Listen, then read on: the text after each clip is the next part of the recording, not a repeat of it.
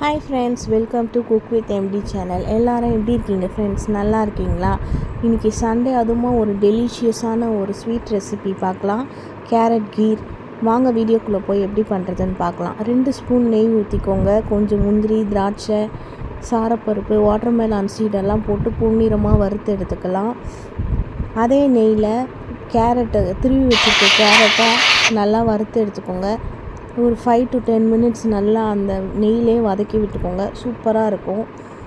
நான் ஒரு 7 carrot add பண்ணியிருக்கேன். இதில் 2 கவர் பால் இதில் ஊற்றிருக்கேன். இது நல்லா கொதிக்கிட்டோம். இப்போ இந்த கேரட்டை நல்லா வதங்கி வந்ததுக்கப்புறம் நம்ம சர்க்கரை ஆட் பண்ணிக்கலாம். இது 5 to 10 மினிட்ஸ் நல்லா நெய்யிலே வதங்கட்டும். இப்போ ஒரு மிக்சர் ஜாரில் நம்ம 2 கேரட்டு, ஒரு 7-8 முந்திரி ஆட் பண்ணிக்கலாம்.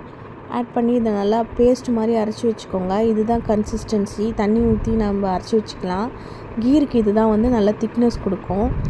இப்போ வதங்கின கேரட்டில் நம்ம 1 கப்பு சர்க்கரை ஆட் பண்ணிக்கலாம். இப்போ இதை நல்லா வதக்கி விட்டுக்கோங்க. இப்போ இது ஒரு நல்ல மாய்ஸ்சர் கண்டென்ட்டில் சூப்பராக இருக்கும். இது ஒரு 10 மினிட்ஸ் ஆகும் ஃப்ரெண்ட்ஸ். இது நெய்யில் சர்க்கரை, கேரட் இதெல்லாம் சேர்ந்து வதங்கி 10 மினிட்ஸ் நல்லா வதக்கி விட்டுக்கோங்க. இது நல்லா வதங்கினோடனே நம்ம இப்போ அதை பால் ஆட் பண்ணிக்கலாம். பால் நல்லா கொதிக்க ஆரம்பிச்சிச்சு. கேரட்டும் முந்திரியும் பேஸ்ட்டாக அரைச்சோம் இல்லையா, இப்போ அதை இதில் ஆட் பண்ணிக்கலாம். இதை நல்லா மிக்ஸ் பண்ணிவிட்டு இதையும் நல்லா கொதிக்க ஆரம்பிக்கணும். இது நல்லா கொதித்தோடனே வதக்கி வச்சுருக்க கேரட்டை இதில் ஆட் பண்ணிக்கலாம்.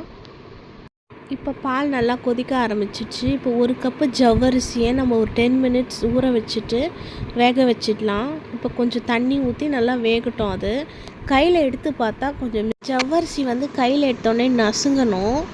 இப்போ இந்த பால் நல்லா கொதிக்க ஆரம்பிச்சிச்சு. இப்போ வதக்கி வச்சுருக்க அந்த கேரட்டு, சர்க்கரைலாம் வதக்கி வச்சுருக்கோம் இல்லையா, அதை இப்போ இதில் ஆட் பண்ணி மறுபடியும் ஒரு 10 மினிட்ஸ் இது நல்லா கொதிக்கட்டும். இது ரொம்ப தண்ணியாகவும் இல்லாமல் ரொம்ப கெட்டியாகவும் இல்லாமல் ஒரு கன்சிஸ்டன்சியில் இருக்கணும். அப்போ தான் இது சூப்பராக இருக்கும். வேக வச்ச ஜவ்வரிசி இதில் ஆட் பண்ணியாச்சு. இது நல்லா மிக்ஸ் பண்ணிவிட்டு ஒரு 2 நிமிஷம் கொதி வந்தால் போதும். சூப்பராக டேஸ்டான கீர் ரெடி. இப்போ வறுத்து வச்சுருக்க நட்ஸஸ்லாம் அதில் ஆட் பண்ணிக்கலாம். சண்டே டைமில் ஈவினிங் ஒரு 4 o'clock மேலே இது செஞ்சு சாப்பிட்டு பாருங்கள். எம்மி வேறு லெவலில் இருக்கும்.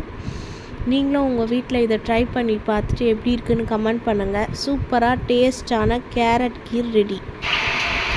மஸ்ட்டு ட்ரை பண்ணிவிட்டு எப்படின்னு கமெண்ட் செக்ஷனில் சொல்லுங்கள்.